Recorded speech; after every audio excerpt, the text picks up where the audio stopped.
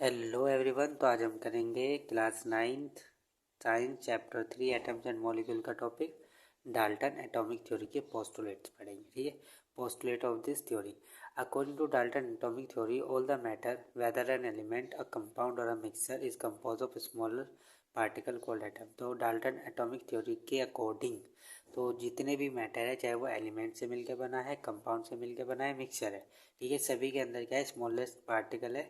Smallest particle से मिलके बने हमारे एलिमेंट भी, कंपाउंड भी और मिक्सचर भी। ठीक है, ठीक है, स्मॉल पार्टिकल से, और उसका नाम इन्होंने क्या बोला है, एटम्स का है। ठीक है, कि एलिमेंट्स हो या फिर कंपाउंड हो या मिक्सचर हो, सभी किससे मिलके बने हैं, एक स्मॉल पार्टिकल से मिलके बने हैं, और स्मॉल पार्टिकल का नाम क्या है, वो क्या कहलाता है, atoms.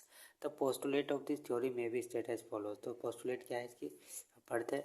All matter is made up of very tiny particle called atom. तो पहला पोस्टुलेट, इन्होंने पहला पॉइंट क्या कहा इसमें, कि जो सारे मैटर है किससे मिलके बने, कि वो टाइनी पार्टिकल से मिलके बने, एक छोटे से पार्टिकल से मिलके बने, छोटे छोटे, उन पार्टिकल का नाम क्या है, एटम। से हम क्या बोलते हैं, एटम। तो all matter is made up of very tiny particle called atom. अब second, atoms are individual particle. उन्होंने कहा कि एटम को हम डिवाइड नहीं कर सकते, सबसे छोटी जो यूनिट है मैटर की वो यही है, इससे छोटी नहीं है। Which can not be created or destroyed in a chemical reaction. इसको हम ना तो क्रिएट कर सकते हैं और डिस्ट्रॉय कर सकते हैं। ठीक है, तो एटम्स क्या है, इंडिविजुअल पार्टिकल, ये सेकंड पोस्टुलेट है। Third, atoms of a given element are identical in mass and chemical properties. जो एटम्स है, एलिमेंट्स जिन एटम से मिलकर बना है, ठीक है, मान लो हमें एक एलिमेंट दे रखा है, तो एलिमेंट जिन एटम से मिलकर बना है वो सारे क्या रहेंगे, बिल्कुल आइडेंटिकल रहेंगे, एक जैसे रहेंगे, उनकी केमिकल प्रॉपर्टी भी बिल्कुल सेम रहेगी। ठीक है, जो एलिमेंट के अंदर रहेंगे। Atom of different element have different masses and chemical properties. अगर एलिमेंट्स हम अलग अलग ले रहे हैं, ठीक है, तो उसके जो एटम्स है वो भी अलग रहेंगे। यानी कि हमने दो एलिमेंट्स लिए हैं, अगर आप उनके एटम्स को कंपेयर करोगे तो उनका जो मास रहेगा वो भी डिफरेंट रहेगा, उनकी केमिकल प्रॉपर्टी भी अलग रहेगी। ठीक है, अगर दो एलिमेंट को लोगे, अगर आप एक एलिमेंट की एटम्स चेक करो तो सारे बिल्कुल आइडेंटिकल रहेंगे और केमिकल प्रॉपर्टी क्या रहेगी, सेम रहेगी। Atoms combine in the ratio of small whole number to form compound.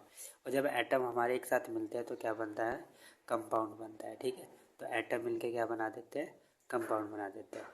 The relative number and kinds of atom are constant in a given compound.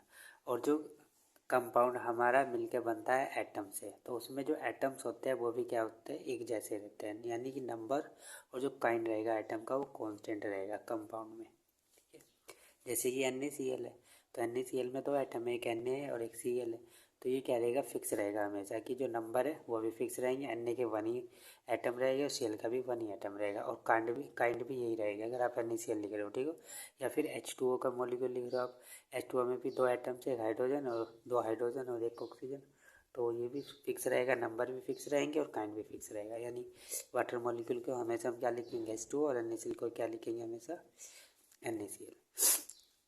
तो बस यही थी पोस्टुलेट इसमें। You will study the next chapter that all atoms are made of still smaller particle.